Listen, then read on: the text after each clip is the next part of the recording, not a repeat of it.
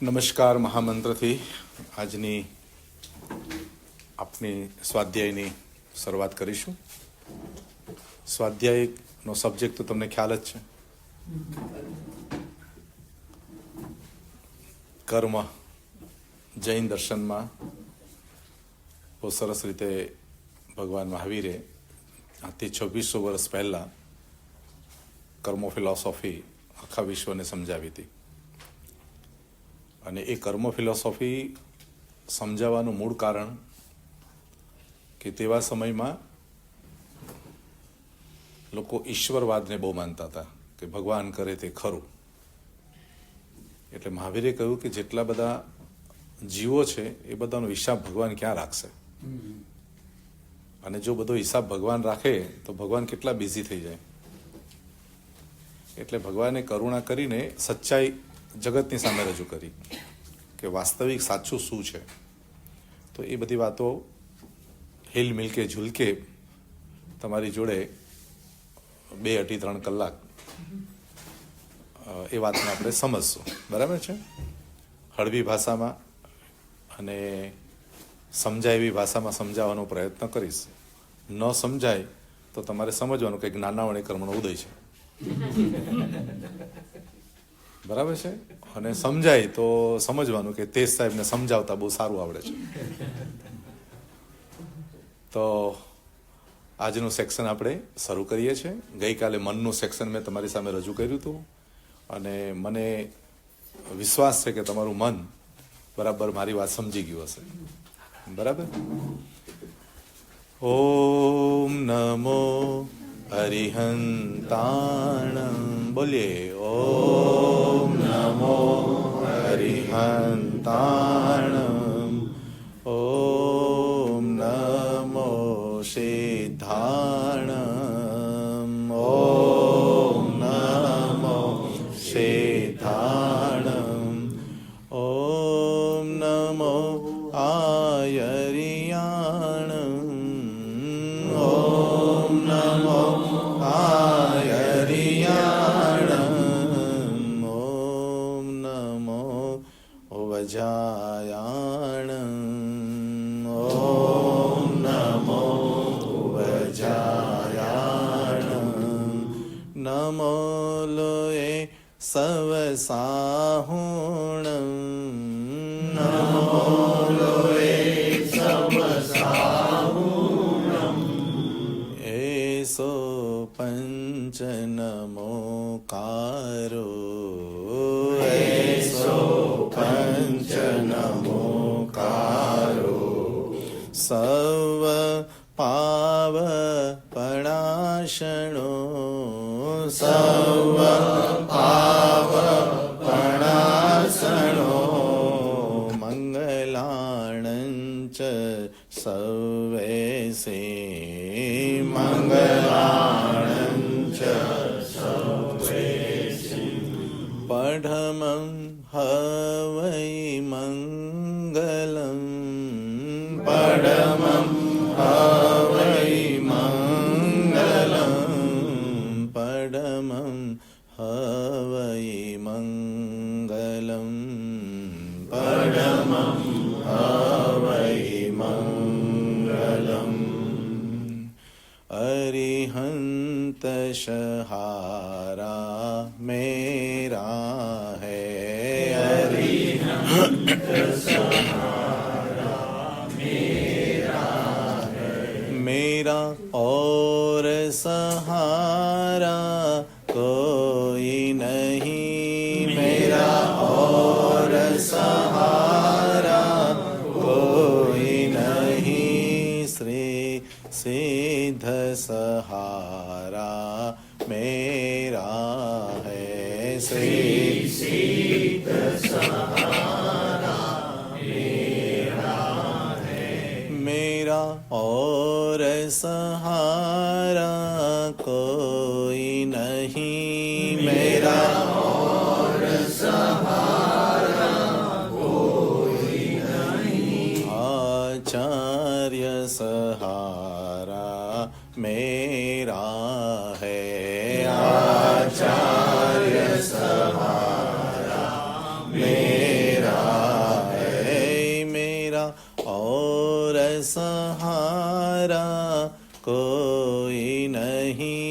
मेरा और सहारा कोई नहीं।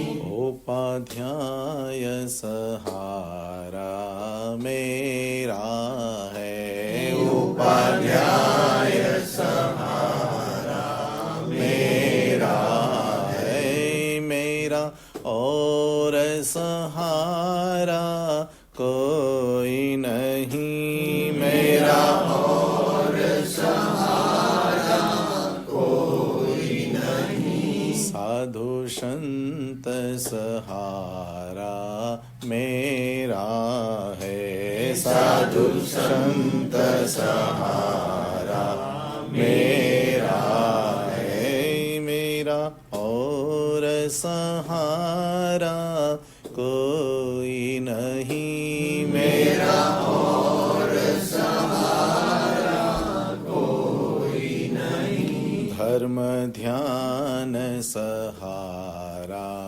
मेरा है, धर्म ध्यान सहारा मेरा है, मेरा और सहारा कोई नहीं, मेरा और सहारा कोई नहीं। सद्गुरु सहारा मेरा है, सद्गुरु सहारा मेरा है, मेरा और सहारा कोई नहीं, मेरा और सहारा कोई नहीं, मेरा और सहारा कोई नहीं, मेरा और सहारा कोई नहीं। बोलिए पंच परमेष्टि भगवान की जय। મેરા ઓર સહારા કોઈ નહીં. જ્યારે ડૂબતો હોય ને કોઈ માણસ, એને ખબર પડે કે સહારાની વેલ્યુ શું છે. જ્યારે તમે બધી બાજુથી ઘેરાઈ જાઓ, બધી બાજુથી તમે મુશ્કેલીમાં મુકાઈ જાઓ અને એવા ટાઈમે તમારી કોઈ આંગળી પકડી લે, કોઈ ટેકો આપી દે, એવા સમયની અંદરમાં તમારો મિત્ર બનીને આવી જાય, યા તો કોઈ દેવલોકનો દેવ આવી જાય, યા કોઈ મનુષ્ય તમને બચાવી લે, કોઈ શેઠ બચાવી લે, એટલે ઘેરાઈ ગયેલા હોય ને એમાં તમને જે બચાવી લે એને તમારો ઉપકારી ગણો છો, મિત્ર ગણો છો. એમ પરમાત્માને કહે છે કે કર્મની વચ્ચે જે માણસ ઘેરાઈ ગયો છે, કર્મના વાવાઝોડામાં જે ફસાઈ ગયો છે, અને એવા સમયે એનો હાથ પકડીને એ વાવાઝોડામાંથી બહાર કાઢવાની મહેનત અને પુરુષાર્થ કરીને તમને બહાર કાઢી લે, એને અરિહંત કહેવાય છે, એને સિદ્ધ કહેવાય, એને આચાર્ય કહેવાય, એને ઉપાધ્ય કહેવાય કે તમારા કર્મના વાવાઝોડામાંથી તમને એને શું કર્યું? ઉગાડી લીધું. આખું જગત કર્મને આધીન છે એવું ભગવાન મહાવીર કહે છે. આખું જગત કોને આધીન છે? કર્મને આધીન. જન્મ કોના આધારે થાય? જીવન કોના આધારે જીવાય? મૃત્યુ કોના આધારે થશે? તમે અહીંયા કેમ બેઠા છો? હું કેમ બોલું છું? સમજાઈ ગયું બધું? હા, એટલે ભગવાને શું કીધું? આખું વિશ્વ કોના આધારે ચાલે છે? કર્મના આધારે ચાલે છે. તો એ કર્મ તમારી સામે જે આવે છે એમાં કોક તમને નિમિત્ત બને છે. શું બને છે? નિમિત્ત. નિમિત્ત એટલે કઈ રીતે?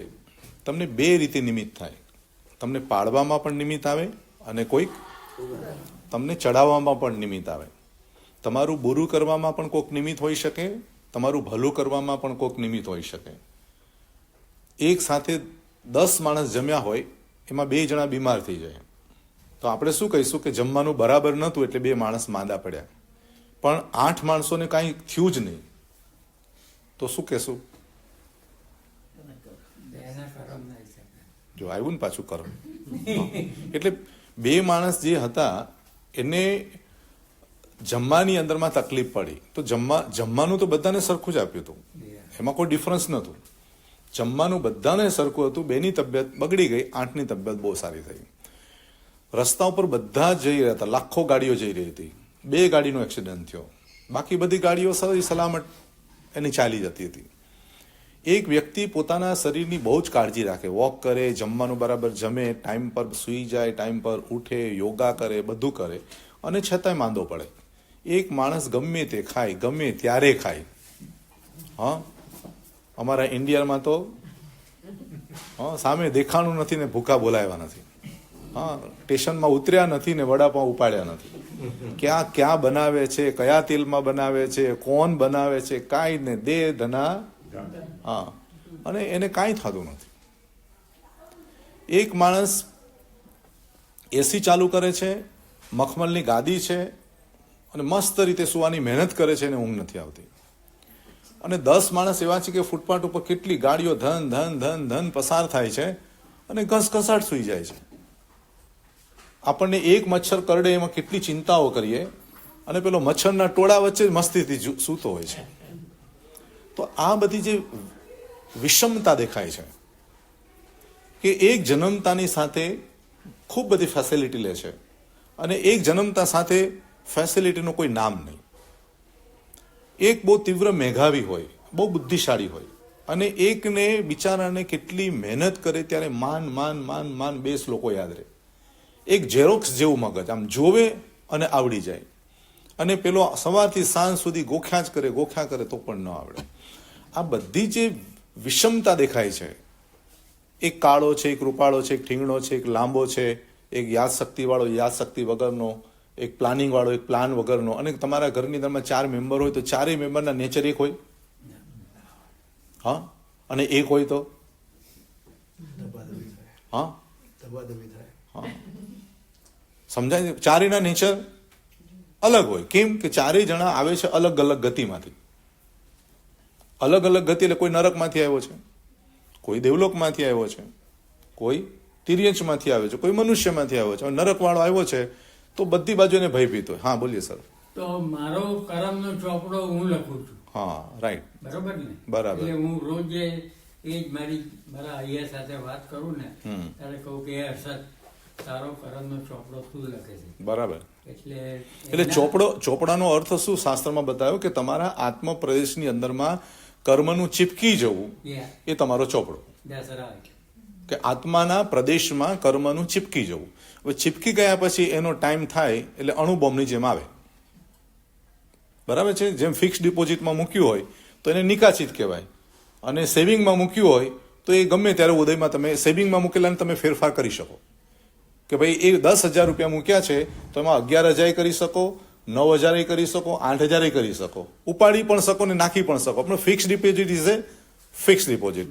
એટલે એવા ચોપડાની અંદરમાં તમારા 10 પ્રકારના ખાતાઓ છે.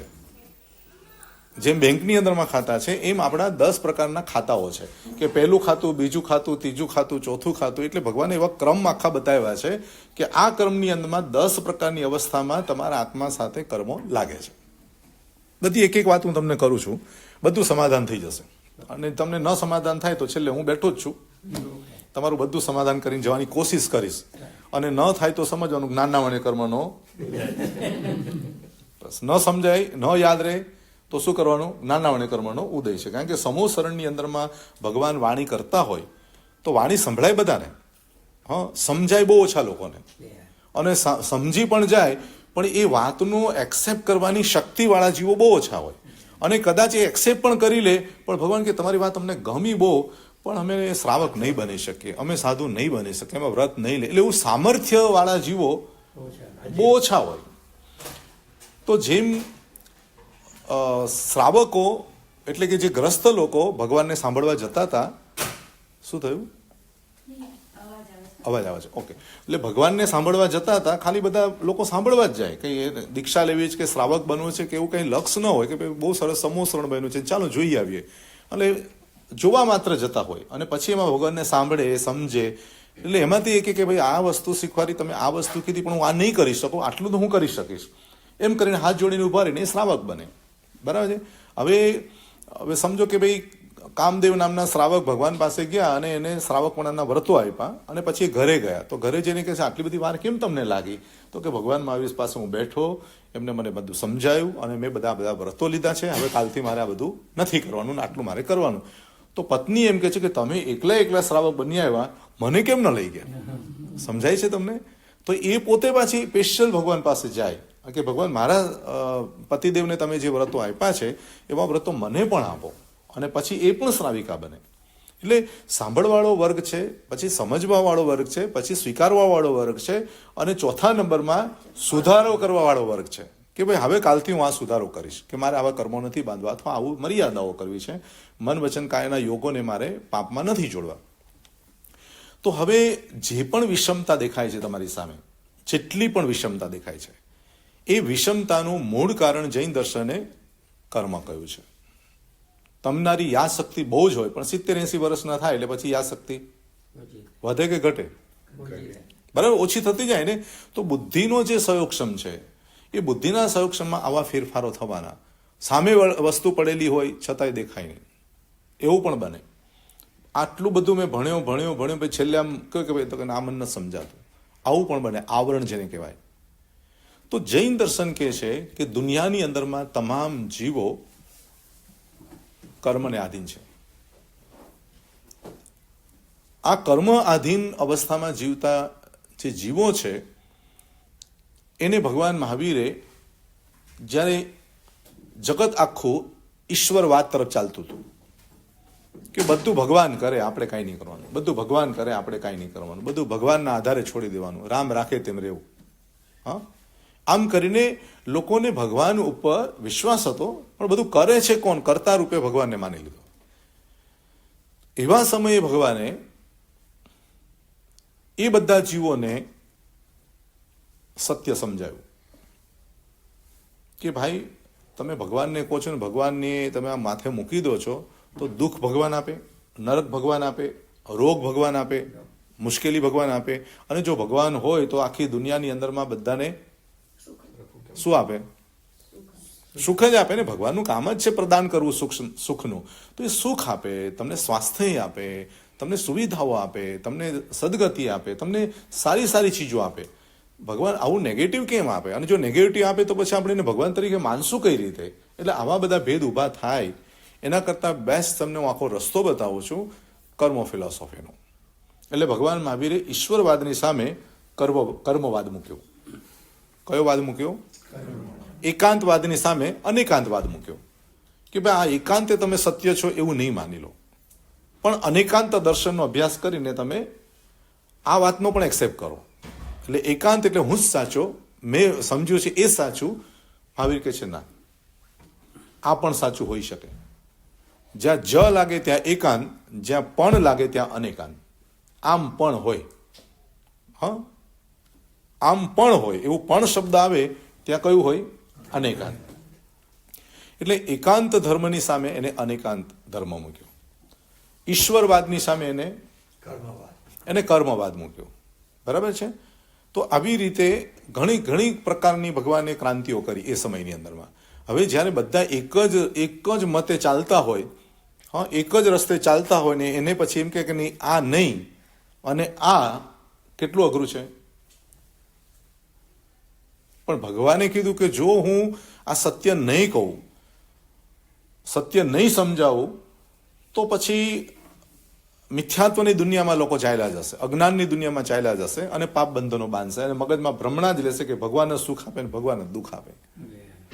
એટલે ભગવાનને અકર્તા બનાવ્યા, ભગવાનને રાગ દ્વેષ વગરના બનાવ્યા, ભગવાનને વિતરાગની કોટીમાં મૂક્યા અને એમને પછી આ રસ્તો બનાવ્યો.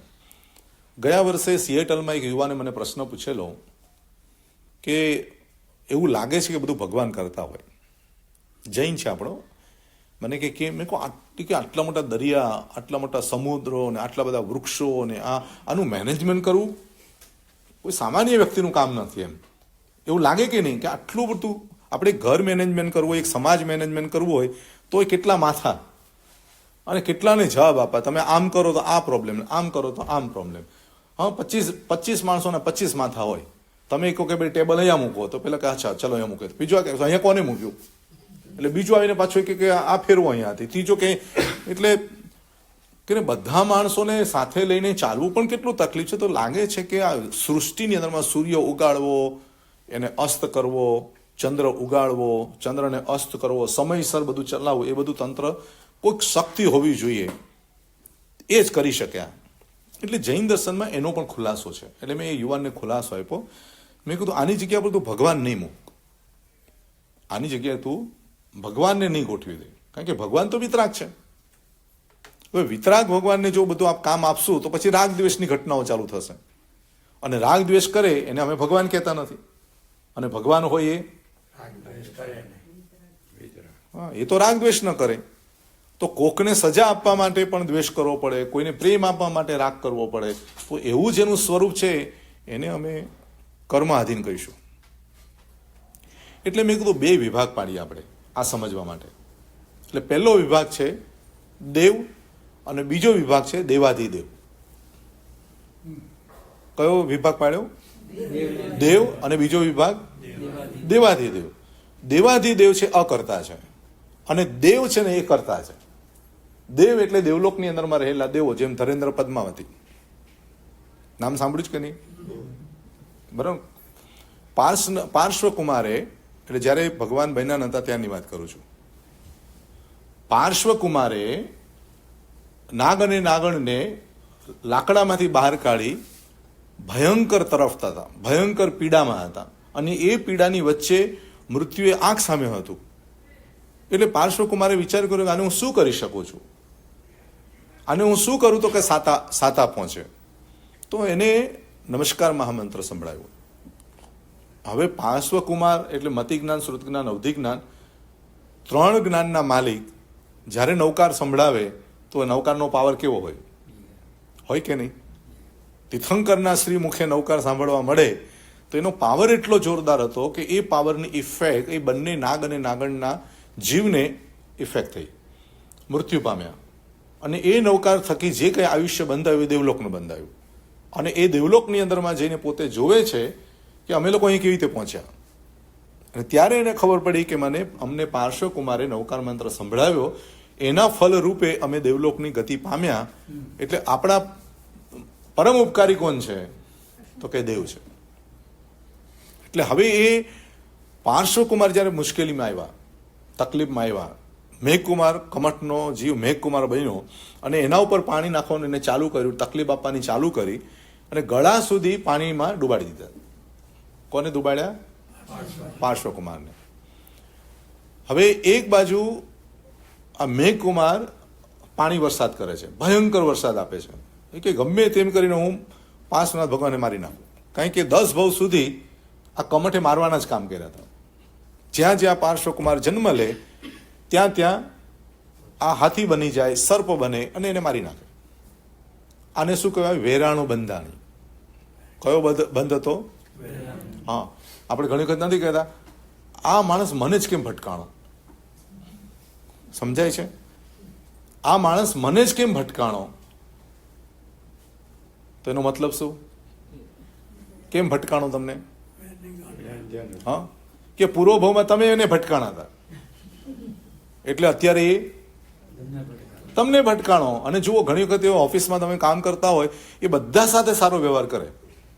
તમને એમ થાય કે આ માણસ બધા જોડે સારું બોલે, બધાને સારો થાય છે, અને મારું નામ આવે ત્યાં એને કંઈક થઈ જાય છે. મતલબ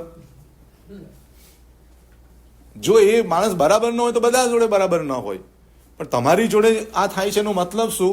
કે મારે એને પૂર્વભવનું કાંઈક કર્મ છે કે જેના કારણે આ ઘટના બની છે. તો ત્યારે એ કર્મ ફિલોસોફી તમારા મગજ સામે રાખો તો એના માટે તમને દ્વેષ નહીં થાય, અને તમને બહુ સાચવતા હશે તો એના પ્રત્યે તમને રાગ નહીં થાય. કે આ બંને કોણ છે? કર્મના બંધન છે. રાગ પણ કર્મનું બંધન છે અને દ્વેષ પણ કર્મ બંધનનું કારણ છે. એટલે કૃપાળુદેવ બહુ સરસ એક પંક્તિમાં લખ્યું છે કે રાગ દ્વેષ અજ્ઞાન એ મુખ્ય કર્મની ગાંઠ, થાય નિવૃત્તિ જેહથી તેજ મોક્ષનો પંથ. એને બહુ સરસ આ પંક્તિ રચના કરી. રાગ દ્વેષ અજ્ઞાનતા મુખ્ય કર્મની ગાંઠ. એટલે મુખ્ય કર્મનું સર્જન કરવાવાળું જો તત્વ કોઈ હોય, કાં તો રાગ છે અને કાં તો દ્વેષ છે. આ રાગ અને દ્વેષની વચ્ચે ચાલવું એનું નામ સમતા છે. રાગ અને દ્વેષની વચ્ચે ચાલવું એનું નામ સાધના છે. રાગની દુનિયામાં રાગ ન થવા દેવો, દ્વેષની દુનિયામાં દ્વેષ ન થવા દેવો, અને વચ્ચે તમારા આત્માને સંભાવની અંદરમાં ટકાવવાની કોશિશ કરવી એનું નામ સામાયિક છે. તમે કોશિશ કરી કે ભાઈ આ બહુ રાગના કારણો છે ને આ બહુ દ્વેષના કારણો, બંનેની વચ્ચે મારે ટકવાનું છે. હવે પરિસ્થિતિ એવી સર્જાઈ કે મેઘકુમાર નોન સ્ટોપ પરેશાન કરવા માટે વરસાદ નાખે છે, તકલીફ આપવા માટે પ્રયત્નો કરે છે. બધા ભાવોમાં સક્સેસ થયો, પણ મેઘકુમારની અવસ્થામાં એટલે વરસાદ પાડવામાં એ સક્સેસ થયો. ગળા સુધી પાણી એને પાર્શ્વનાથ ભગવાને લગાવી દીધું. પછી આ વાતની ખબર ધરેન્દ્રને પદ્માવતીને ખબર પડી. તો ધરેન્દ્રને પદ્માવતી જોયું કે આપણા ઉપકારીને આટલી બધી તકલીફ, લાવો આપણે બચાવવા જઈએ. અને પછી એ નીચે આવે છે અને આપણે આખી ઘટના જાણીએ છીએ કે આખું સર્પનું રૂપ લઈ અને ભગવાનને એવી તેમને ઝીલી લીધા. પેલો વરસાદ પાડતો જાય અને આ ભગવાનને ઉપર લેતો જાય, આ વરસાદ પાડતો જાય અને આ ભગવાનને ઉપર લેતો જાય. અને ભગવાન ઉપર આવતા જ જાય, પેલો થાકી ગયો. કોણ થાકી ગયો? મેઘમાલી નામનો દેવ એ થાકી ગયો અંતે. અને પછી એને થયું કે હવે હું હારી ગયો, અને પછી એ ભાગી જાય છે. તો દેવ અને દેવાધિદેવ અકર્તા છે અને દેવ કરતા છે. આપણે એમ કે ભાઈ સૃષ્ટિને કોક તો ચલાવે છે, કાંઈક તો થયું. તો એ કંઈ પણ એવી ઘટનાઓ બને છે ત્યાં આગળ તમારે દેવનું સ્વરૂપ ધારણ કરી લેવું. એટલે દેવની વાત મગજમાં બેસાડી દેવી કે આવું કેમ બન્યું. તો ક્યારેક મિથ્યાત્વી દેવો હોય તો આવું કરી દે, ક્યારેક સમ્યક દેવો હોય તો આખા લોકોને બચાવી લે. ઉવસગ્રમ સ્તોત્રની રચના જે થઈ એ ભયંકર, આખું ગામ પીડાથી, નગર આખું પીડાતું હતું. એમાં કોઈ આચાર્ય ભગવાનને બહુ ભાવ આવ્યો કે ચાલો ઉવસગ્રમ રચના કરીએ કે જેના કારણે આ ઉપદ્રવ દૂર થઈ જાય. તો ઉપદ્રવને દૂર કરવા માટે પાર્શ્વનાથ ભગવાનની સ્તુતિ કરી, અને પાર્શ્વનાથ ભગવાનની સ્તુતિ કરે એટલે ધરેન્દ્રને પદ્માવતીઓ રાજી થાય. અને રાજી થઈને એ તમને હેલ્પ કરવા આવી જાય. એટલે આપણે શું કરીએ કે જો ભગવાને કેટલી હેલ્પ કરી આપણને. હા, પણ એકચ્યુઅલી ભગવાન શબ્દ ત્યાં આપણે ઉપકારક તરીકે મૂકીએ છીએ, અકર્તા તરીકે મૂકીએ છીએ. આપણા અહંકારને પોષવો નથી એટલા માટે મૂકીએ છીએ કે સફળતા થઈ તો ભગવાન તારી કૃપા, અને નિષ્ફળતા થઈ તો કે આ કર્મનો ઉદય. કોઈ તકલીફ આવે આપણને, તમે તમારી મહેનતથી સફળ થયા છો પણ અહંકાર નથી લાવવો, તો અહંકાર ન લાવવા માટેનો કયો રસ્તો છે કે ભાઈ દેવ ગુરુ ધર્મને આગળ આપણે કહ્યું કે ઉપવાસમાં સાતા તો શું બોલીએ આપણે? હા, આ દેવ ગુરુ ધર્મ પ્રસાય. તો કેમ એનું નામ મૂકીએ કે ભાઈ મારે કરતા ભાવમાં આવું નથી, આ મેં કર્યું એવું મારે પ્રેઝન્ટ કરવું નથી. તો આ કોને કરાયું? તો કે દેવ ગુરુને ધર્મએ કરાયું. તો જૈન દર્શન કે છે તમારા જન્મથી લઈને, જીવનથી લઈને, મૃત્યુને લઈને, ડે ટુ ડે લાઈફની અંદરમાં જે પણ તમારી સામે ઘટનાઓ બને છે એ બધી જ ઘટનાઓ તમારા પૂર્વજન્મના કર્મોથી એક ઘટનાઓ બને છે.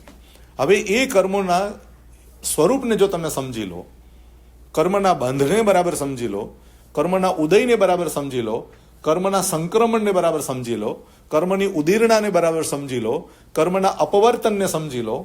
આ બધા શબ્દો સમજાય કે ન સમજાતા? અઘરું લાગે છે? હા, નાના વણ્યા કર્મનો ઉદય. એટલે કેટલાક લોકોને કે કર્મ એવું કરે કે તમે જે ઈચ્છું ન હોય ને તે પણ તમને આપી દે, અને કેટલી વખત ઈચ્છા કરીને થાકી જાય ને તોય ન મળે. આવું બને કે નહીં? બને છે આપણે સાથે. હા, તો જ્યારે તમને એમ લાગે કે મેં આ કરીશ એટલે મારું આમ થઈ જશે, ન પણ થાય.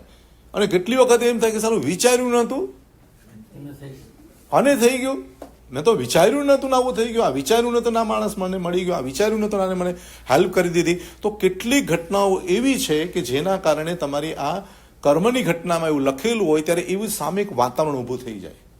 હા, કેટલાક જીવો એવું વિચાર્યું પણ નહીં હોય કે ભાઈ હું અમેરિકા જઈશ. હા, એવું અમેરિકા જઈશ એવું વિચાર્યું પણ નહીં, પણ એવું એક વાતાવરણ ઊભું થઈ જાય. કોઈક તમારા સગા, કોઈ મિત્ર, કોઈ આમ, કોઈ તેમ, એમ કરતા કરતા વ્યક્તિ ત્યાં પહોંચી જાય. તો ભગવાને કીધું દ્રવ્ય, ક્ષેત્ર, કાળ, ભાવ અને ભવ. કેટલા શબ્દો બોલ્યો હું? બરાબર છે. પહેલું કયું? દ્રવ્ય. બીજું ક્ષેત્ર. એટલે જોરથી બોલશો તો આજુબાજુ ઊંઘ ના આવે કોઈને. હા, દ્રવ્ય, ક્ષેત્ર, કાળ, ભાવ અને ભવ. બરાબર, 5 વસ્તુ છે. હા, 5 વસ્તુ તમે સમજશો ને તો તમને બહુ મજા આવશે. હા, કે 5 નો આધાર, 5 નો જે આધાર છે એ કર્મ સાથે કનેક્ટ છે. એટલે કર્મની અંદરમાં તમારું દ્રવ્ય, તમારું ક્ષેત્ર, તમારું કાળ, તમારું કર્મ, તમારા ભાવ અને તમારો ભવ, આ બધા 5ને તમે બરાબર સમજશો તો એકદમ કાર્ય સિદ્ધ થઈ જશે. બીજા નંબરમાં 5 સમવાય. જૈન દર્શનમાં 5 સમવાયના નામ આવે છે. પહેલું સમવાય છે સ્વભાવ, પછી કાળ, પછી કર્મ, પછી પુરુષાર્થ અને પછી નિયતિ. કેટલા થયા? 5. સ્વભાવ, પછી કાળ, પછી કર્મ, પછી પુરુષાર્થ અને પછી નિયતિ. ફરીથી બોલીએ. સ્વભાવ, કાળ, કર્મ, પુરુષાર્થ, નિયતિ. ફરીથી બોલીએ. કાળ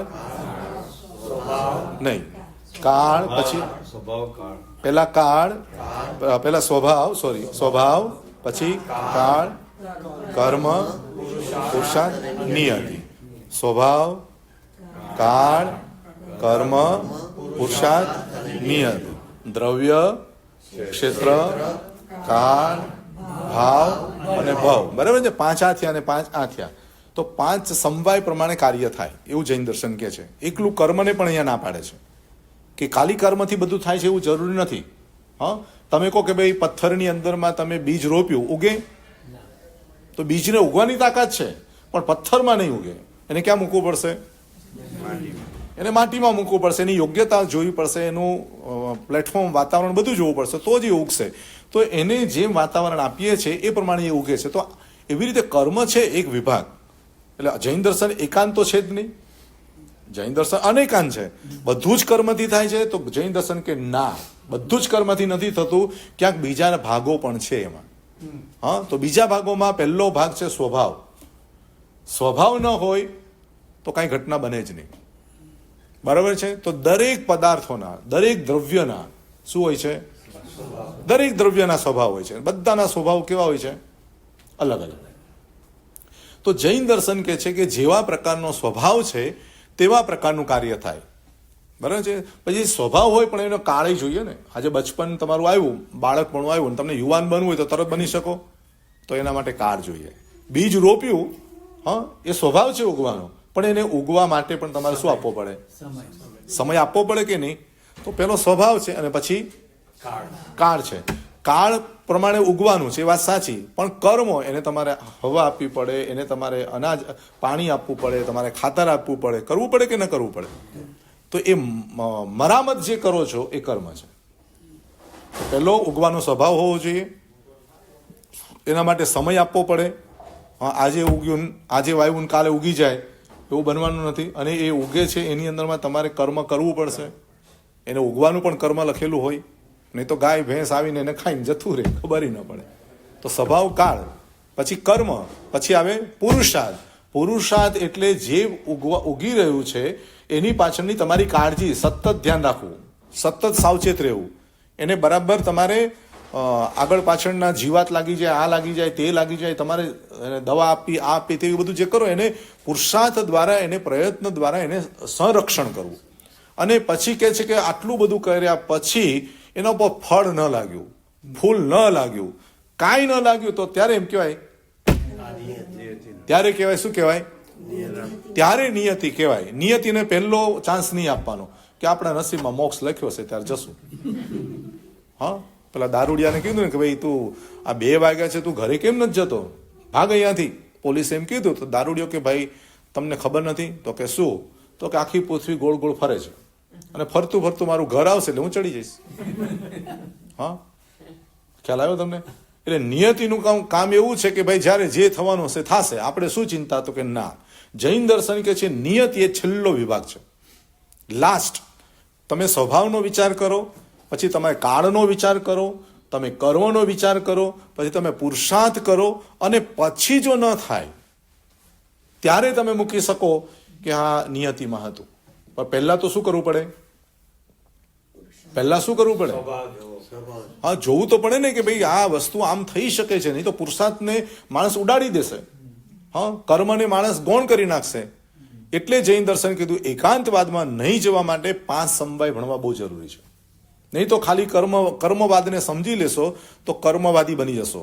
ખાલી આત્મવાદ, હા, ઘણા લોકો ખાલી આત્મવાદ, આત્મા સિવાય બીજું કાંઈ એને સૂજે જ નહીં. આત્મવાદ એટલે આત્માની અંદર બેસી જાઓ, આમ કર, પછી બીજી આડાવડી કાંઈ જ એને કાંઈ જ ગતાગમ ન હોય, ખાલી એક આત્મવાદની અંદર બેસી જાય. તો જૈન દર્શન કે છે એકલા આત્મવાદીઓ પણ મિથ્યાત્વી છે, એકલા કર્મવાદીઓ પણ મિથ્યાત્વી છે. હા, એકલા સ્વભાવવાદી એટલે કે આપણા સ્વભાવમાં મોક્ષ છે, મળી જશે જ્યારે મળવો હોય ત્યારે, તો પણ ભગવાન ના પાડે છે. બરાબર છે. કાળવાદી એટલે કાળના પ્રમાણે ચાલનાર, એટલે ભગવાન મહાવીરના વખતમાં આવા 363 જેટલા પાખંડીઓ મત હતા, અને એ પાખંડીઓ મતને સમવાયિક સૂત્રમાં મૂક્યા છે કે આત્મવાદી, ક્રિયાવાદી, કર્મવાદી, હા, આવા બધા વાદીઓ શબ્દ મૂક્યા છે. તો આપણે એકેય વાદીમાં નથી જવું. આપણે તો શ્યાદવાદી. કયા વાદી છીએ આપણે? શ્યાદવાદી. અમે કાળને મહત્વ આપીએ છીએ, અમે કર્મને પણ મહત્વ આપીએ છીએ, અમે આત્માને પણ મહત્વ આપીએ છીએ, અમે નિયતિને પણ મહત્વ આપીએ છીએ, અને સ્વભાવને પણ મહત્વ આપીએ છીએ. બધું ભેગું થાય તો કાર્ય થાય. કોઈ એમ કે કર્મથી થયું તો કે નહીં, કોઈ કે નિયતિમાં હતું થયું નહીં, કોઈ કે જે સ્વભાવમાં હતું થયું તો કે નહીં. અમે 5ને પ્રાધાન્ય તરીકે કદાચ કોઈ એક દેખાય. હવે તમે લીંબુનું શરબત બનાવ્યું હોય, ખાટું હોય, બરાબર છે, તો તમે શું કહેશો કે લીંબુનું શરબત ખાટું છે, બરાબર છે, તો એમાં સાકર નથી. લીંબુ વધારે છે. હા, સાકર તો છે ને, પણ સાકર તમારા જીભમાં દેખાતી નથી. પાણી છે તો પાણી દેખાતું નથી, મસાલો છે તો મસાલો દેખાતો નથી. વધારે શું દેખાયું? અચ્છા, હવે 2 ચમચી વધારે સાકર પડી ગઈ હોય તો તમે લીંબુને શું કહેશો? હા, અરવિંદભાઈ શું કહેશો હવે? હા, તો કે આ તો બહુ યાર ગળ્યું છે, બરાબર છે, તો એમાં લીંબુ છે કે નહીં? લીંબુ છે, પણ એ ગૌણ બની ગયું. અંદર લીંબુ તો છે, પણ એ શું થઈ ગયું? એ ગૌણ બની ગયું, સાકર મુખ્ય બની ગઈ. તો 5 સમવાયની અંદરમાં પણ આવું જ છે. તમે પુરુષાર્થ કરીને મહેનત કરો તો કે જો ભાઈ આ નિયતિ બેયતિ નહીં માનો, કર્મ પુરુષાર્થ કરવો જ પડે, પુરુષાર્થ વગર કાંઈ મળે જ નહીં, બરાબર છે, કારણ કે એને એવો અનુભવ થયો છે. અને બીજો ફોન ઉપર ઓર્ડર મારીને કરોડો રૂપિયા કમાય છે. પુરુષાર્થની મગજમારીમાં નસીબમાં હોય ને તો કમાવાય. શું કહે છે? હા, નસીબથી જ કમાવાય. પુરુષાર્થની વાત છોડી દો. અને ત્રીજો વ્યક્તિ એમ કે છે હું તો જન્મથી જ મને બધું મળી ગયું. બોલો ભાઈ, કાંઈ કરવાની જરૂર નથી. હા, કેટલાક લોકો એવા છે જન્મથી એને બધું મળી ગયું હોય, સોનાની ચમચીએ ખાતા પીતા મજા કરતા હોય. હા, કરતા હોય કે નહીં? તો જેને જન્મથી મળી ગયો છે એને પુરુષાર્થની મહત્વ નથી. હા, એને સ્વભાવથી મહત્વ નથી. એને શું મહત્વ છે? પુણ્ય, શાલીભદ્ર. હા, એને ક્યાં પુરુષાર્થ? કઈ દુનિયામાં શું ચાલે છે એને ખબર જ નથી શાલીભદ્રને. એને એટલું બધું આવે રાખે, વાપરે તોય આવે રાખે. તો હવે શાલીભદ્રને પૂછો કે ભાઈ આપણા જીવનની અંદરમાં જે છે મહેનત કરવાથી મળે? તો કે ના, મહેનત કરવાથી નહીં, બેઠા બેઠા મળે. શાલીભદ્ર એમ કે છે મહેનત નહીં, બેઠા બેઠા મળે. તમે મમ્મણ શેઠને પૂછો કે મમ્મણ શેઠ, હા, તમને નસીબથી મળે, તમને ભગવાન આપી જાય? તો કે ના, સવારના પૂરમાં 4 વાગે ઉઠવું પડે, ધોતી લપેટવી પડે, દોરડા લઈને જવું પડે, નદીની અંદરમાં તણાવવું પડે, લાકડા ખેંચવા પડે, વજન ઊંચકવું પડે, બજારમાં વેચવા જવું પડે, પૈસા લાવે, એમાંથી રત્ન બને, અને એમાંથી હું મારા 2 બળદ તૈયાર કરું. તો હવે એ પુરુષાર્થવાદી છે કે પુરુષાર્થ વગર ન મળે? શાલીભદ્ર શું કે છે? બોલો, શાલીભદ્ર શું કે છે? હા, તમે જો પુણ્યને એકલા પક્ષે પકડો તો શાલીભદ્ર છો. તમે કહો મહેનતથી જ બધું મળે તો તમે, બરાબર છે. તો જૈન દર્શન કહે છે કે કર્મ એક વિભાગ છે, સ્વભાવ એક વિભાગ છે, પુરુષાર્થ એક વિભાગ છે, નિયતિ એક વિભાગ છે, પૂરું નથી. પણ અનેકાંત સમજશો તો ત્યારે એમ કહેવાશે કે આ બધું હવે બધું ભેગું છે. તો ક્યારેક તમારા જીવનમાં કર્મની ફિલોસોફી જ્યારે અભ્યાસ કરતા હો ત્યારે કર્મને ખાલી એકાંતવાદથી નહીં જોતા. કર્મની અંદરમાં પણ ઘણા પ્રકારના ડિપાર્ટ છે. અને કર્મની અંદરમાં પણ એવું છે કે પૂર્વ ભવની અંદરમાં આપણે કે ભાઈ દોરડા ઉપર કેવું જ્ઞાન થઈ ગયું, બરાબર. હવે આપણે બધા દોરડું બાંધો. હા, ઘરે દોરડું બાંધવાનું અને સામે હા નટડી ઊભી કરી દેવાની કોઈ સરસ કે ભાઈ ઊભી રે, મારે કેવું જ્ઞાન લેવું છે. હા, અને તમારે પછી આમ દોરડા પર અને શ્રીમતીને કે ઢોલ વગાડ અને ઉપર ચાલો. હવે એ કરશું તો કેવું જ્ઞાન થશે કઈ? હા, તો જે પ્રક્રિયાથી કેવું જ્ઞાન થયું છે એ પ્રક્રિયાનું કોઈ મહત્વ નથી, પણ પ્રક્રિયાની અંદરમાં નાચતા નાચતા જે સંત દેખાયા, ગોચરી વર્તું દ્રશ્ય દેખાયું, અને ઇન્સાઇટ એના આત્માની અંદરમાં જે પરિણામ જાગ્યા, જે વિચારણા જાગી, જે દ્રષ્ટિકોણ જાગ્યું, તો કર્મ તો એવું હતું કે એને મોહ કર્મ હતું કે મને આ સ્ત્રી જોઈએ, ઇજ્જત મૂકવી પડે તો મૂકી દઉં, જે કાંઈ કરવું પડે તો કરવું પડે, મને આ જ જોઈએ. હવે નટડી રસ્તા ઉપર રખડવા વાળી વ્યક્તિ અને તું મહેલમાં જીવવા વાળો, અને આ શું સ્થિતિ? પણ આ કર્મ છે ને. પિતાએ ખૂબ સમજાવ્યા પણ ન સમજ્યા, દોરડા ઉપર નાચવાનું ચાલુ કર્યું, અને દોરડા ઉપર નાચ્યું એટલે પૂર્વભવના જે એના પુરુષાર્થ હતો, પૂર્વભવની અંદરમાં જે કંઈક સયોક્ષમને જે સાધના કરીને આવ્યો હતો, એક બાજુ મોહ છે અને એક બાજુ પૂર્વભવની સાધના છે. અને દોરડે નાચતા નાચતા નાચતા નાચતા જે એને દ્રશ્ય દેખાઈ ગયું, અને પરિણામ જે અંદરમાં વિચારતા વિચારતા સ્તંભી ગયા. બહારની પ્રક્રિયા ચાલુ છે, ભીતર બદલાઈ ગયું, બરાબર છે. અને ભીતરની અંદરમાં એ પરિવર્તન આવ્યું, ઘાતી કર્મનો ક્ષય કર્યો અને કેવળ જ્ઞાન લીધું. બહારનું દ્રશ્ય એમને એમ છે, બહારનો વ્યવહાર એમને એમ છે, બહારની પ્રક્રિયા એમને એમ છે. બદલાયું શું? હા, પરિણામ બદલાઈ ગયા, ભાવ બદલાઈ ગયા. તો હવે જુઓ, દ્રવ્યની દ્રષ્ટિએ જોઈએ તો સામે નટડી ને ઢોલ ને બધું હતું. ક્ષેત્રની જગ્યાએ જોઈએ તો સામે દોરડું હતું, બરાબર. કાળની જગ્યાએ જોઈએ તો કાળ જે હશે, સવાર બપોર કે સાંજ જે હશે, બરાબર છે. ભાવ જો ગણો તો મનુષ્યનો ભાવ હતો, પણ ભાવ બદલાઈ ગયો. હા, દ્રવ્ય એ જ હતું, ક્ષેત્ર પણ એવું જ હતું, કાળ પણ એવો હતો, ભાવ પણ મનુષ્યનો હતો. ને દોરડા પર શું બદલાયું? હા, ભાવ બદલાયો એટલે ઘાતી કર્મનો ક્ષય થયો. એટલે જૈન દર્શન કે છે કર્મને હટાવવા માટેની બહુ જ સારી પ્રક્રિયા છે તમારા અંતરમાં ઉઠતા ભાવો. હા, 4 રસ્તા ઉપર ગાડી ઉપર, હાજી નિયતિ માટેનું એક્ઝામ્પલ આપશો? આપી દો. તો જે ભાવ છે ઇઝ મોસ્ટ ઇમ્પોર્ટન્ટ. તમે જમો છો કયા ભાવથી જમો છો, જમાડો છો કયા ભાવથી જમાડો છો, તમે ચાલો છો કયા ભાવથી ચાલો છો, તમે મેળવો છો કયા ભાવથી મેળવો. એટલે ભાવનું મહત્વ છે. પણ એ ભાવને જગાડવા માટે જેટલી પણ સાધના, સ્વાધ્યાય બતાવ્યો, વાંચન બતાવ્યો, સત્સંગ બતાવ્યો, વાતાવરણ બનાવ્યું, તો એ બધું ભેગું થઈને તમારા ભાવોમાં પૂરક બની શકે, બરાબર. એટલે દ્રવ્ય એવું તમે પકડો કે જે દ્રવ્યની અંદરમાં તમારા ભાવો સારા થાય. ક્ષેત્ર એવું પકડો કે જે ક્ષેત્રની અંદરમાં તમારા ભાવો સારા થાય. હવે પાલીતાણા ગયા હોય તો આપણને કેટલા સરસ ભાવો રહે, બરાબર છે. અને કાશ્મીર ગયા હોય તો કાશ્મીરના ભાવો ચાલે, બરાબર છે. તો મંદિરમાં જાઓ તો મંદિરના ક્લાઇમેટમાં તમે રહો, થિયેટરમાં જાઓ તો થિયેટરના ક્લાઇમેટમાં તમે રહેશો. ત્યાં આગળ કઈ નવકાર મંત્રની પલાઠી વાળીને માળા નહીં ગણો, અને માળા ગણશો તો ભાવ તમારા નહીં હોય, તેવા ભાવો નહીં આવે. કારણ કે ક્ષેત્ર શું છે? હા, જમણવારમાં ઉપવાસનો વિચાર ના આવે, અને ઉપવાસમાં જમણવારનો વિચાર ના આવે, બરાબર છે. તો ત્યાં પ્રાધાન્ય શું આપ્યું આપણે? ભાવ પ્રધાન આપ્યું. હવે સમજો કે ઘરેથી પતિદેવ નીકળ્યા, અને નીકળ્યા પછી એને કીધું કે સાંજે તું રસોઈ બનાવતી નહીં. હવે બેનને કેટલું ગમે કે આ તો બહુ સારી વાત છે, આજે રસોઈ બનાવવાની ના પાડી, ચાલો ઘરના એટલા બધા કામ બાકી છે પેન્ડિંગ, કારણ કે આજે સાંજે રસોઈ, હા રીટાબેન રસોઈ નથી બનાવવાની, તો કામ કરી લઈએ, આ બાકી છે, તે બાકી છે, સાફ સફાઈ, આ તે જે કંઈ હતું બધું તમે સાંજના 8 વાગ્યા સુધી કામ તમારું બધું પતાવ્યું ને થાકીને સોફા પર બેઠા. પતિદેવે બેલ માર્યો. અરે કે આ મોડાવાના હતા, આવી ગયા વહેલા. વહેલા આવીએ તોય તકલીફ, મોડા આવીએ તો તકલીફ, અને ના આવીએ તો મહા તકલીફ. એટલે પત્નીએ પૂછ્યું કે તમે તો લેટ આવવાના હતા ને? તો કે હા હું લેટ આવવાનો, મને ખબર છે, પણ મારી મીટિંગ કેન્સલ થઈ ગઈ, કાલ ઉપર ગઈ છે. તે રસોઈ બનાવી. હવે આ શબ્દ કેવો લાગે? હા, અરે કે તમે તો ના પાડીને ગયા હતા.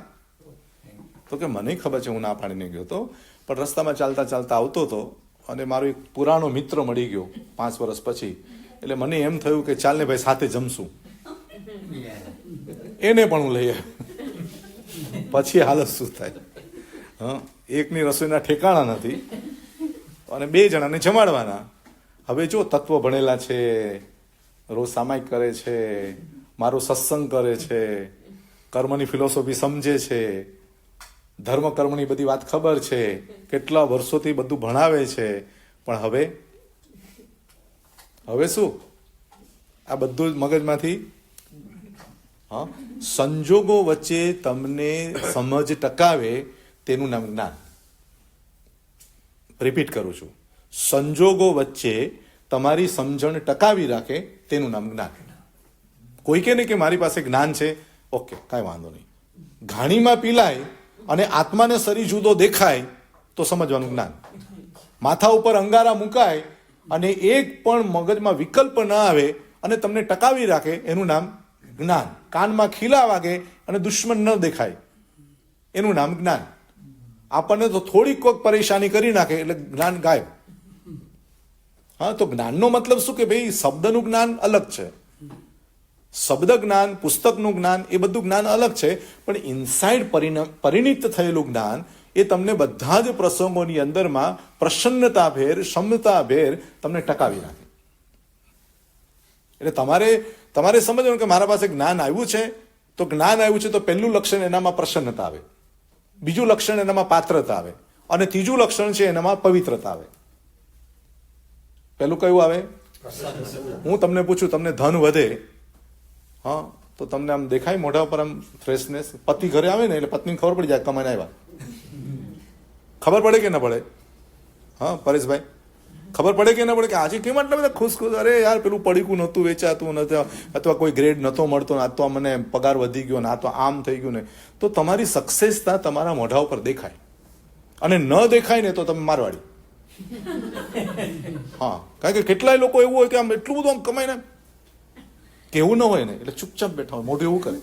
હા, પણ જે સક્સેસ થયો છે એ વ્યક્તિ ઘરમાં એન્ટ્રન્સ લેતા, હવે વિદ્યાર્થી હોય 80% ના આવવાનું, એને 92 આવે તો સાચું બોલજો, ઘરમાં જેવો પગ મૂકે ને આખા ઘરને ખબર પડી જાય. પડે કે ન પડે? હા, લખણ ઉપર. હા, તો જૈન દર્શન કહે છે કે જેનામાં જ્ઞાન આવ્યું છે એની પહેલી જ ફલશ્રુતિ ચિત્ત પ્રસન્નતા પૂજન ફલ કીધું રે. હા, એટલે મેં તો એક ગુજરાતી એક મારો ડાયલોગ છે કે ચહેરો ગુલાબની છાબ જોઈએ, જિંદગી ખુલ્લી કિતાબ જોઈએ. ચહેરો શું હોવો જોઈએ? હા, ચહેરો ગુલાબની છાબ જોઈએ, જિંદગી ખુલ્લી કિતાબ જોઈએ. ભલે ને ખાવામાં ચણા ને મમરાજ મળે, પણ રૂઆબ તો સિંહ જેવો જોઈએ. કેવો જોઈએ? હા, મારે હવે શું થશે ને પછી અરે જે હોય થશે ભાઈ. હા, મગજમારી શું કરે છે? મારા એક મિત્ર છે કે ભાઈ સાવ ઠંડામાં ઠંડી ચા, મયુરભાઈ, સાવ ઠંડી હોય, જેમ પીવાતા આમ મગજ બગડી જાય એટલી ઠંડી ચા હોય, પણ હબડકો મારીને પીવો ને, હા, તો અરવિંદભાઈને પીવાનું મન થાય. હા, કે ભાઈ બાજુવાળાને પીવાનું મન થાય કે અરે યાર કંઈક લાગે છે આમાં ચામાં. હા, તો તમે એવું ભલે ને દુનિયાભરનું દુઃખ હોય પણ એટલી મસ્તીથી તમે જીવતા હોય તો બાજુવાળાને પણ એમ થાય જીવવા જેવું ખરું. હા, હવે આટલું બધું હોય ને મરતા મરતા જીવો તો બાજુવાળો જીવતો હોય તો મરી જાય. હા, અને કે અમે તો ધર્મ કરીએ ને અમારે તો પરુષણ પરવણ, અમારે તો ઉપવાસ ને અમે તો આ ને મોટી મોટી ફિલોસોફી ને અમે તો આટલું ત્યાગી દીધું ના, પણ મોઢા ઉપર તો જો માખી કેમ નથી ઉડતી તારી? હા, તો ધર્મ કર્મની જેને વાતો જાણી છે એ માણસમાં સ્પિરિટ પાવર કેટલો હોય. 12.5 વર્ષની એક વખતે આટલી બધી તકલીફ હોવા છતાંય ભગવાન મહાવીરના ચહેરા ઉપર એટલી પ્રસન્નતા હતી કે મારવાવાળો મારે છે, દુઃખ આપવાવાળો દુઃખ આપે છે, મને કાંઈ ફરક નથી પડતો, કે આ તો કર્મના હિસાબ ચોખ્ખા થાય. એટલે પત્નીએ કીધું તમે ના પાડી હતી? તો કે મને ખબર છે ના પાડી હતી, પણ હવે એક દોસ્તારને મારે આમંત્રણ અપાઈ ગયું. હા પ્રિતેશભાઈ, હવે શું કરું? બનાવવું પડે કે ના બનાવવું પડે? શું કહો તમે? હવે એ ટાઈમમાં કઈ ઝોમેટો બોમેટો કાંઈ નહોતું કે ભાઈ ઓર્ડર આપો ને ફટ દઈને આવી જાય, એવું કાંઈ હતું નહીં. એટલે ઠીક છે કે હવે પત્નીએ બનાવી દીધું, જમાડી દીધું, બધું પતી ગયું, એને જે કંઈ કરવાનું હતું. પછી બેડરૂમમાં જ્યારે ગયા ને તો કે જો હવે પછી, એટલે પછી તો ખબર છે તમને આગળ કઈ દોસ્તાની સામે તો બોલાય નહીં, પણ એ બધું આપણને ખબર છે. ... વાર્તા પૂરી, પતિએ કીધું સોરી, હવે બીજી વાર હું નહીં લાવું. વાર્તા પૂરી થઈ ગઈ. 1 વર્ષ, 2 વર્ષ, 3 વર્ષનું વાણું વાવી ગયું, અને 3 વર્ષ પછી પાછું આવી એક ઘટના બને છે અને કહે છે કે સાંજે બહુ મોડો આવવાનો છું, તું રસોઈ નહીં બનાવતી. પત્નીને તો બહુ સારો દિવસ થાય છે, ચલો શોપિંગ કરી આવીએ. હા, એટલે આખો દિવસ બિચારા તડકામાં શોપિંગ બોપિંગ આ તે બધું કરીને ઘરે આવ્યા. 8 વાગ્યા, પતિદેવ 8 વાગે બેલ માર્યો.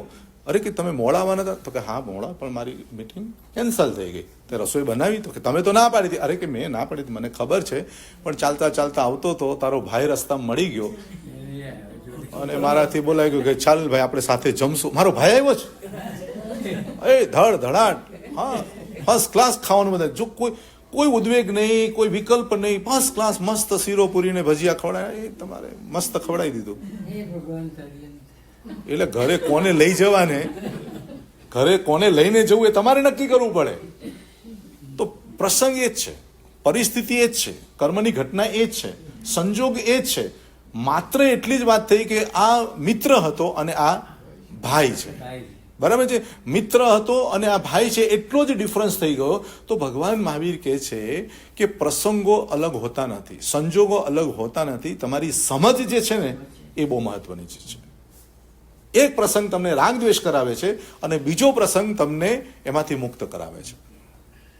તો આ પરિસ્થિતિની અંદરમાં જૈન દર્શન કહે છે કે કર્મ જે છે એ કર્મ પ્રમાણે તમારી ઘટનાઓ બને છે.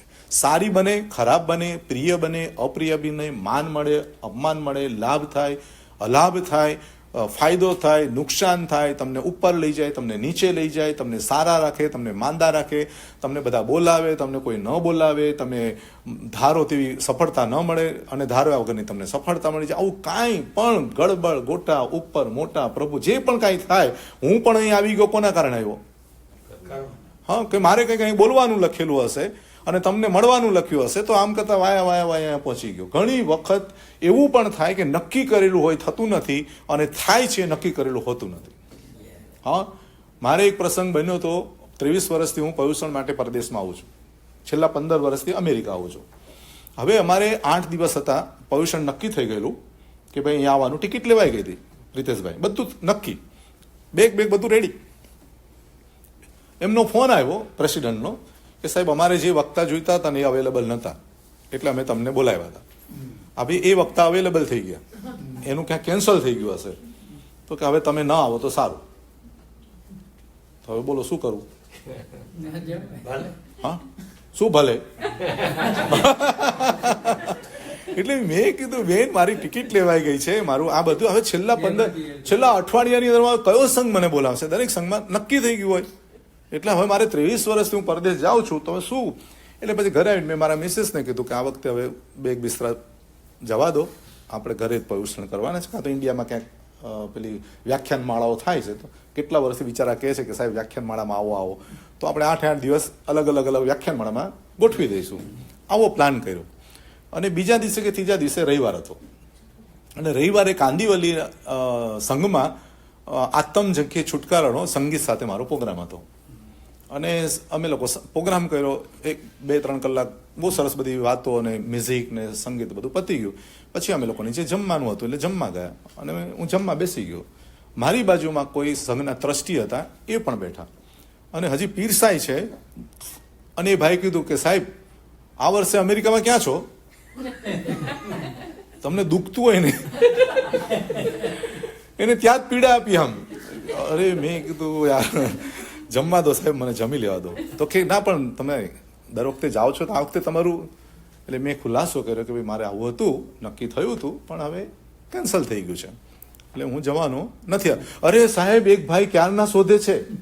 શું કહે છે? આમાં એક ઊભા થઈ ગયા બિચારા, કોઈ સારા વક્તાને ક્યારના શોધે છે. કેટલા ફોન મને આવી ગયા, દિલીપભાઈ કરીને આવ્યા છે દલાસના અને એમને પર્યુષણ કરાવવું છે. મેં કીધું લે બહુ સારું. મેં કીધું કરો વાત.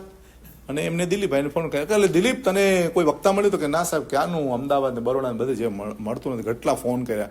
તો કે તને એવા સારા વક્તા આપું છે ને તું મને યાદ કરીશ. મારી બાજુમાં જ બેઠા છે અને મને ફોન આપ્યો. મેં કીધું બોલો સાહેબ, જય જીનેન્દ્ર. મેં કીધું આવી રીતે છે.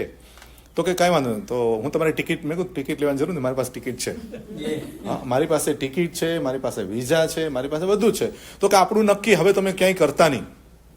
બરાબર છે, અમારા ગોળધાણા ખવાઈ ગયા, સગાઈ થઈ ગઈ અને પર્યુષણ કરીને લગ્ન થઈ ગયા, બધું પતી ગયું. હા, હવે આને શું કેવું? હા, બરાબર છે, આને શું કેવું? એટલે તમે જ નક્કી કરો છો કે આમ થવું જોઈએ. એ વાત છે, દરેક માણસનું મન છે, દરેક માણસનું બુદ્ધિ છે, એટલે દરેક માણસ પ્લાન કરે કે ભાઈ આમ થવું જોઈએ, આમ થવું જોઈએ. પણ જૈન દર્શન કે છે પ્લાન કરવામાં તમે સ્વતંત્ર છો, પરિણામની અંદરમાં તમે પરતંત્ર છો. રિઝલ્ટની અંદરમાં જે આવે તે એક્સેપ્ટ કરવું એનું નામ ધર્મ છે. તમે બધી જાતના પ્રયત્નો કર્યા પછી તમે જ્યારે સક્સેસ નથી જતા, અથવા તમે બધી જાતના પ્રયત્ન કર્યા પછી પણ તમારા અંદરમાં જેમ જોઈતું તો એમ નથી થતું, તો ભગવાન કહે છે એ ટાઈમે દુઃખી ન થવા માટે, તકલીફમાં ન મુકાવા માટે, તમારી ઊંઘ હરામ ન કરવી હોય તો ભગવાન કહે છે ત્યાં આગળ તારા કરેલા કર્મોને તું યાદ કરીને મૂકી દે. હા, ત્યાં શું કરી નાખ? કર્મને મૂકી દે. એટલે ભગવાને કીધું કે 12.5 વર્ષમાં મને જે તકલીફો પડી એમાં હું દુઃખી કેમ ન થયો. ઋષભદેવ ભગવાનને આટલા ઘરે ઘરે આ ગોચરી ન મળી તો એ ઋષભદેવ દુઃખી થયા? કેમ ન થયા? ઋષભદેવ દાદાને એને ખબર હતી કે મેં આ ભવમાં કર્મ બાંધ્યું હતું, અંતરાય કર્મ, અને એ અંતરાય કર્મનું મારું પરિણામ છે, અને એ પરિણામ મારે ભોગવવાનું છે, અને એ પરિણામ ભોગવવામાં રડું તોય ભોગવવાનું છે, અને હસું તો ભોગવવાનું છે. તો એના કરતા જૈન દર્શન કે છે રાગ દ્વેષ વગર તું ભોગવી લે તો નવા કર્મ નહીં બંધાય, અને આવેલું કર્મ નિજરા થઈને તમારું ચાલ્યું જશે. તો કર્મના 3 પરિણામ છે, 3 ફળ છે: આધિ, વ્યાધિ અને ઉપાધિ. 3 વસ્તુ આપે ને. કર્મ શું આપે? આધિ આપે, વ્યાધિ આપે અને ઉપાધિ આપે. આ 3ની અંદરમાં આખા કર્મના ફળ આવી ગયા. આધિ એટલે શું? વ્યાધિ એટલે શું? અને ઉપાધિ એટલે શું? બોલો. ઉપાધિ તો જાણીએ છીએ, અનુભવીએ છીએ, જાણીએ છીએ નહીં. હા, ઉપાધિઓ તો જાણીએ જ છે. કેટલી જાતની ઉપાધિઓ આપણે લઈને બેઠા છે. કોઈ શારીરિક ઉપાધિ, કોઈ માનસિક ઉપાધિ, આર્થિક ઉપાધિ, સ્વાભાવિક ઉપાધિ, બધી ઘણી જાતની ઉપાધિઓ. એટલે ઉપાધિઓમાં તો બધું જ આવી ગયું. પણ 2 આગળના જે છે આધિ અને વ્યાધિ. વ્યાધિ એટલે રોગ. વ્યાધિ જે છે એ શરીર સાથે સંકળાયેલી છે. હા, એટલે કે તમારો કર્મનો અસાતાનો ઉદય આવે ત્યારે તમારા શરીરમાં બીમારી આવે. તમે ક્યાંય પણ હો, તમે કોઈ પણ સ્થિતિમાં, તમે એને રિક્વેસ્ટ કરો કે ભાઈ કાલે લગ્ન છે, આજે મને તું માફ કર, હા, પરમ દિવસે આવજે, હા, ચાલે? કેના ટાઈમે આવી જાય? આવે કે ના આવે? એ સમયનો બહુ પાક્કું છે. કર્મનો ઉદય સમયનો બહુ પાક્કો છે, એ સમય પર આવી જાય. હવે એ વસ્તુ જ્યારે તમારી સામે આવે છે ત્યાં કાં તો સાતામાં આવે અને કાં તો અસાતામાં આવે. આ કર્મનો ઉદય છે શરીરની સાથે વળગાયેલો છે. તો સાતાનો જ્યારે ઉદય હોય ત્યારે ગમે તેવું ખાવ ને કોઈ પ્રોબ્લેમ નહીં, કારણ કે તમારો ઉદય સાતાનો છે. હા, અસાતાનો ઉદય હોય ને, અપ ટુ ડેટ યોગા કરો ને અપ ટુ ડેટ ફ્રૂટ ખાઓ ને બધું કાળજીપૂર્વક બધું ચાલો તોય સાજા જ ન થાય. અને કેટલા લોકો માંદા પડે ને સાજા કેમ ન થતા હોય ખબર? દવા બવા બધું હોય તોય કે બધા ખબર કાઢી ગયા, પેલા ખબર કાઢવા ના આવ્યા, હવે એ માંદા પડે એટલી વાર હું પણ ખબર કાઢવા નહીં જાઉં. એટલે ઘણી વખત આપણો સ્વભાવ આપણને બીમાર પાડી દેતો હોય છે. તો હવે સાતાનો ઉદય આવે ત્યારે તમને એમ લાગે કે કાંઈ પણ ખાઓ પીઓ, કાંઈ એવું કાંઈ ફરક નથી પડતો, સારું છે. તો સાતાનો ઉદય વાળો એવું બોલે છે. અસાતાનો ઉદય વાળો એમ કે છે ના ભાઈ બધું ધ્યાન રાખવું જોઈએ, આમ કરવું જોઈએ, તેમ કરવું જોઈએ. તો ભગવાન એમ કે છે કે અસાતાનો ઉદય તમને શારીરિક રીતની વ્યાધિઓ આપે, અને સાતાનો ઉદય તમને બધી જ રીતે તમારું શરીર સ્વસ્થ રાખે, કોઈ જ પ્રોબ્લેમ નહીં. તમે એમ કહો કે ભાઈ બિસ્લરી પીવો તો જ આપણે સારું, નહીં તો બીમારી આવી જાય. અમારે ત્યાં ચાલુ નળની અંદરમાં લાખો માણસો પાણી પીને મસ્તીથી જીવે છે, કોઈ તકલીફ નથી. જીવે છે કે નહીં?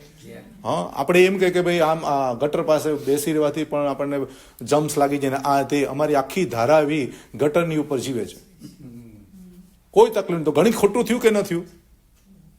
આપણું ગણિત તો ખોટું પડ્યું કે અહીંયા હોય તો બધા માંદા જ હોવા જોઈએ, અહીંયા હોય તો બધા તાજા જ હોવા જોઈએ. તો જૈન દર્શને કીધું નહીં, અસાતાનો ઉદય હોય તો મહેલમાં પણ રોગ આવે. ચક્રવર્તીના પ્રસંગની અંદરમાં બને છે એવું કે સનતકુમાર ચક્રવર્તીના રૂપના વખાણ દેવલોકમાં થાય. ક્યાં થાય? દેવલોકની અંદરમાં એના વખાણ થાય. એટલા બધા ભરપેટ વખાણ થયા તો એક દેવને થયું કે આપણા કરતા રૂપાળા હોય કોઈ? મનુષ્ય તો રૂપાળા હોય પણ દેવોથી અધિક રૂપાળા તો ન જ હોય. તો કે ના, દેવોને પણ શરમાવી દે એવું રૂપ સનત ચક્રવર્તી પાસે હતું. અને એ નીચે આવે છે દેવલોકનો દેવ કસોટી કરવા માટે કે ખરેખર છે કે નહીં. તો 2 દેવો આવીને જુએ છે, વાહ, ખરેખર ઉપર જે વર્ણન થાય છે એ સાચું. એવું જ રૂપ છે. આપણા કરતાં તેજસ્વી છે, આપણા કરતાં એકદમ રૂપવંતું છે. સ્નાનાગ્રહની અંદરમાં સ્નાનાગ્રહ કરતા કરતા એમને આ દ્રશ્ય જોયેલું, એટલે પેલા વખાણ કરે છે કે ખરેખર તમારા વખાણ તો દેવલોકમાં થઈ રહ્યા છે, એવા જ તમે છો, એમ કરીને વાત કરે છે. તો સનતકુમાર ચક્રવર્તી કહે છે કે હજી હું તો આ કાંઈ નથી, હજુ તૈયાર જ નથી થયો, હજી તો હું નાહી ધોઈને હજી માલિશ કરીને હજી બહાર આવું છું, પણ જ્યારે હું રાજાનો વેશ પહેરીશ, મુગટ પહેરીશ, બધા અલંકારો પહેરીશ ને પછી જ્યારે હું સિંહાસન પર બેસું ત્યારે તું મને જોવા આવજે. શું કે છે? ત્યારે તું મને જોવા આવજે તો તને અસલી રૂપ ખબર પડશે. હા, આપણે જ્યારે બાળક હતા ત્યારે કેવા હતા, આપણે યુવાન હતા ત્યારે કેવા હતા, અને પછી 60-65 ના થયા ત્યારે કેવા છીએ? ફરક આવ્યો કે ના આવ્યો? હા, આવ્યો કે ના આવ્યો? બાળક હતા ત્યારે કેવા હતા, યુવાન હતા ત્યારે કેવા હતા, 60 વર્ષ પછી કેવા હતા? 3 ફોટા ઘરમાં લગાડવાના અને વંદના કરવાની. હા, એ પહેલી પર્યાય, બીજી પર્યાય અને આ ત્રીજી પર્યાય. આ 3 પર્યાયની અંદરમાં હું તો ઘણી વખત કહું છું કે તમે તમારા ઉપર જ ફોકસ કરશો તો તમને જ ખ્યાલ આવશે કે હું કેટલો બદલાઈ ગયો, કેટલું બધું પરિવર્તન આવી ગયું. બાળકમાંથી ઠેઠ અહીંયા સુધી હું પહોંચી ગયો, મારા શરીરના કેટલા બધા રૂપાંતરો થયા કે નહીં? બાળક હતા ત્યારે એ સ્વભાવ અલગ, યુવાન હતા ત્યારે એ સ્વભાવ અલગ, અત્યારે યુવાની જેવો સ્વભાવ ચાલે? ન ચાલે ને. તો જે વય થતી ગઈ તેમ તેમ તમારો નેચર પણ તમે ચેન્જ કરતા ગયા, થતો ગયો કે ભાઈ આ બાળક હતા ત્યારે આવું હતું, યુવાન હતા ત્યારે આવું હતું. તો કર્મ એ તમને બાળકથી લઈને અહીંયા સુધીની યાત્રા કરાવી શરીરની અંદરમાં. એટલે સાતા અને અસાતા, બરાબર છે? બેઠું મગજમાં વાત. શરીર માંદું પડી જાય તો હાય હોય નહીં કરવાની, ત્યારે સમજવાનું કે ભગવાને કીધું અસાતાનો ઉદય આવ્યો છે, જરા શાંતિ રાખ. હા, બહુ સ્વાસ્થ્ય સારું હોય તો કૂદવા નહીં માંડવાનું, કે ઉછાળા નહીં માર ભાઈ. હા, ગમે ત્યારે આ તો ભાઈ ચાવી આમથી આમ થશે એટલે વાર્તા પૂરી થઈ જશે. એટલે સાતા ને અસાતાની ઉદયની અંદરમાં, એ કર્મના ઉદયની અંદરમાં જે વ્યાધિ શબ્દ કીધો, આધિ, વ્યાધિ અને ઉપાધિ. તો જે વ્યાધિ શબ્દ મૂક્યો છે કોના કારણે મૂક્યો? કે શરીરને લક્ષીને, બરાબર છે? ઉપાધિ જીવનના લક્ષ્ય. જેટલી પણ ઉપાધિઓ આવે છે એ બધી જીવનની અંદરમાં આવે છે. પરિવાર તરફથી આવી, મિત્ર તરફથી આવી, ધંધામાં આવી, ક્ષેત્રની આવી, કંઈ પણ આવી, બધી ઉપાધિઓમાં ગઈ. એટલે ઉપાધિઓનું ખાતું એક મૂક્યું. ઉપાધિઓ બધી આવે છે 8 કર્મના કારણે, અને 8 કર્મો એવા છે તમારી ઉપાધિઓ સર્જન કરે. સાતા ને અસાતા વેદન્ય કર્મ એ કર્મના કારણે કરે. અને પહેલા નંબરનું જે છે આધિ. આધિ એટલે શું? વ્યાધિ તો સમજાઈ ગઈ, હા, ઉપાધિ પણ સમજાઈ ગઈ. નથી છતાં તેનો વિચાર. હા, નથી છતાં તેનો વિચાર. તો આધિનો અર્થ થાય છે તમારી માનસિક જગતની અંદરમાં જે પીડાઓ ઊભી થાય, માનસિક જગતની અંદરમાં તમને જે સુખ દુઃખ ઊભું થાય, માનસિક જગતની અંદરમાં તમને જે ચિંતાઓ ઊભી થાય, એ બધું ઊભું કરવાનું કામ આધિનું છે. એટલે કર્મ આધિ લાવે, વ્યાધિ લાવે અને ઉપાધિ લાવે. તો આધિ લાવવાનો મતલબ તમારા મનની અંદરમાં તમે વિચારો કે મારા મનમાં આવું નથી જ વિચારવું, તોય લાવે. તમારા મનની અંદરમાં ચિંતા, ઘણા લોકોને એમ કે મારે ચિંતા કરવી જ નથી, તો પણ બધું સમજવા છતાંય મનમાં ઉદ્વેગ રહ્યા કરે. ડિપ્રેશન બોલો, ચિંતા બોલો, મનની અંદરમાં વ્યથા બોલો, માનસિક દુઃખ બોલો, માનસિક જગતનું જેટલું પણ ઊભું થયું એ બધું કોણ ઊભું કરે છે? હા, કર્મ. એટલે કર્મ 3 ફળ આપે. માનસિક જગતનું આપે, શારીરિક જગતનું આપે અને જીવન જગતનું આપે. આ 3 જગતની અંદરમાં જે સર્જન કરે છે એ બધું સર્જન કરવાનું કામ જૈન દર્શને કર્મને સોંપી દીધું, ભગવાનને ન સોંપ્યું. કે મારું શરીર ભગવાન સારું રાખે તો કે ભગવાન કાંઈ ન કરે, બરાબર છે? ભગવાન કે હું તારું બધું આવું કરી શકતો તો 12 વર્ષમાં બધું મારું ન કરી લે? હા, મને શું કરે આટલી બધી તકલીફ પડે? દેવલોકના દેવો સક્રેન્દ્ર મહારાજ પોતે આવ્યા હતા ભગવાન પાસે, એવું શાસ્ત્રમાં લખ્યું છે કે ભગવાન પાસે ખુદ આવેલા અને આવીને કહે છે કે ભગવાન આટલા બધા દુઃખો તમને જે આપે છે ને હું જોઈ ન શકતો, આટલી બધી તકલીફો તમને પડે છે, અમારાથી જોવાતું નથી, તો ખાલી તમે અમને આજ્ઞા કરો કે તમને આજુબાજુ જે તકલીફો આપે છે ને એનું અમે પ્રોટેક્શન કરીએ. એટલે બધાને અમે કાઢી મૂકીએ, કારણ કે દેવોની તાકાત છે, ઊંચકીને ફેંકી દે તો ક્યાં ના ક્યાંય. તો ભગવાને એક જ કીધું કે નો શક્ય, આ તું કરવા સમર્થ નથી, આ મારે તારે સહાયની જરૂર નથી, હું પરાધીન નથી, મારા કર્મના ઉદય વખતે મારે તારી મદદની જરૂર નથી, હું એને શાંત ભાવે સહન કરી લઈશ. દેવોને પણ એને આવો જવાબ આપ્યો હતો કે મારા કર્મ હું ખપાવા આવ્યો છું, જો એ નહીં કરે તો ભાઈ મારા કર્મો ખપશે કઈ રીતે? તું મારું પ્રોટેક્શન કરી લઈશ તો. એટલે મારે તારું પ્રોટેક્શનની જરૂર નથી. તો ભગવાન મહાવીરે આ કર્મના સિદ્ધાંતો કહેતા પહેલા એ કર્મના ઉદયો વચ્ચે પસાર થયેલા છે, બરાબર ને? એ પસાર થયેલા છે, નહીં તો આ વસ્તુ બનત જ નહીં. તો તમારા જીવનમાં આદિ વ્યાધિને ઉપાધિ લાવવાનું, ફળ આપવાનું કામ કોનું છે? કર્મનું છે. બેસે છે મગજમાં? આ વસ્તુ સમજવાની એટલા માટે છે કે જ્યારે આપણી સામે આવું બને તો રાગ અને દ્વેષ નહીં થાય. આપણી સામે આવી કોઈ ઘટનાઓ બનશે તો પછી રાગ દ્વેષની જે ઘટનાઓ બને છે એ તમારી સામે આવીને ઊભી નહીં રહે. અને આવીને ઊભી રહેશે તો એમાં રાગ નહીં કરો અને એમાં દ્વેષ નહીં કરો. તો આવી રીતે દ્રવ્ય, ક્ષેત્ર, કાળ, ભાવ અને ભાવ, પછી સ્વભાવ, કાળ, ભૂલી ગયા જ્ઞાનાવણી કર્મ આવ્યું પાછું. સ્વભાવ, કાળ, કર્મ, પુરુષાર્થ, નિયતિ. બરાબર છે? સ્વભાવ એટલે વસ્તુનો સ્વભાવ હોવો જોઈએ તો જ ઘટના બને. પછી કાળ એટલે સમય આપવો પડે. કર્મ એટલે એની યોગ્યતા વિચારવાની. પુરુષાર્થ એટલે એની પાછળ મરામત કરવાની. અને નિયતિ એ ફળ. બરાબર છે? પ્રિતેશભાઈ કીધું નિયતિ એટલે શું? નિયતિ નામનું જે કર્મ છે એ કર્મ એવું છે કે જે નિકાચિત કહેવાય. નિકાચિત એટલે ભગવાન મહાવીરે કાનમાં શીશુ રેડ્યું, બરાબર છે? અને એ શીશુ તો કેટલા 18મા ભાવમાં રેડ્યું હશે, પણ ઉદયમાં ક્યારે આવ્યું? 27મા ભાવમાં. તો એ આટલો બધો કાળ પસાર થઈ ગયા પછી પણ એ કર્મ તમારા આત્માની અંદરમાં નિશ્ચિત નિકાચિત થઈને બેઠું, જેને તમે બદલી ન શક્યા, તમે નિજરા ન કરી શક્યા. 25મા ભાવની અંદરમાં ભગવાને 11 લાખ ઉપર માંસ ખમણ કર્યા હતા. 11 લાખ ઉપર માંસ ખમણ કર્યા તોય આ કર્મ ત્યાંથી હટ્યું નહીં. એટલે જે કર્મમાં તમે ફેરફાર નથી કરી શકતા, જે કર્મને તમે બદલાવી નથી શકતા, જે કર્મ તમારા ધર્મ ધ્યાન, તપ, ધ્યાન દ્વારા પણ હટતું નથી, એવું નિકાચિત એટલે નિશ્ચિત થયેલું છે કે એવા જ પ્રકારે તમારે ભોગવવું પડે, એવી જે ઘટના લાસ્ટ મોમેન્ટમાં બને છે એનું નામ છે નિકાચિત. પણ જે કર્મની અંદરમાં તમે ફેરફાર કરી શકો છો, જે કર્મનો તમે બદલાવ લાવી શકો છો, માથું દુખ્યું, દવા લીધી, સંક્રમણ થઈ ગયું, તમારું માથું મટી ગયું. દવા નિમિત્ત બની કે નહીં? પણ નિકાચિત કર્મ હો તો હજારો જાતની દવાઓ લગાડો, તમારું માથું ન મટે. હા, બધા પ્રયત્ન પછી પણ એ ફેરફાર ન થઈ શકે. જેમ કે મૃત્યુ નક્કી છે આવવાનું, હા કે ના? હા, એને બદલી શકો? હમણાં ઉભરભાઈ દીકરાના લગ્ન ચાલે છે, હા, 2 દિવસ પછી લઈ જજે, 3 દિવસ પછી લઈ જજે. તો આયુષ્ય કર્મ તમારું જે છે ગયા ભાવથી ફિટ થઈને આવે છે, નક્કી થઈને આવે છે કે 60 વર્ષ તમારે જીવવાનું છે. તો 60 વર્ષની અંદરમાં તમારે જે કરવું એ કરી લો. તમારું આયુષ્ય એક ક્ષણ માત્ર પણ આગળ વધારી શકો એમ નથી. ભગવાન મહાવીરને પણ સક્રેન્દ્રએ કહેલું સમોસરણમાં, અંતિમ જ્યારે જવાના હતા ત્યારે, કે હે ભગવાન, તમે જશો અને આ ગ્રહ બેસે, જે ભસ્મ નામનો ગ્રહ ભયંકર છે, કે જો તમારી હાજરીમાં બેસશે તો એનું બળ ઓછું થઈ જશે, પણ જો તમે ચાલ્યા ગયા ને જો બેસ્યો તો આખું 21,000નો જે વર્ષનું જે તમારું શાસન છે એ શાસનમાં ઘણા બધા ભેદો પડશે, ઘણા બધા સંપ્રદાય થશે, ઘણા બધા પંથો થશે, ઘણા બધા ડિપાર્ટો થઈ જશે, ચારણીમાં તમારો ધર્મ ચરાઈ જશે.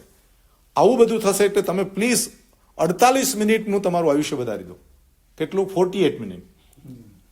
તીર્થંકર ભગવાન પોતે શાસ્ત્રની અંદરમાં શબ્દ બોલ્યા કે હે શક્કર ન ઈણઠ્ઠે ન સમાનઠ્ઠે, હું મારા એક શ્વાસનું આયુષ્ય વધારવા માટે પણ હું સમર્થ નથી.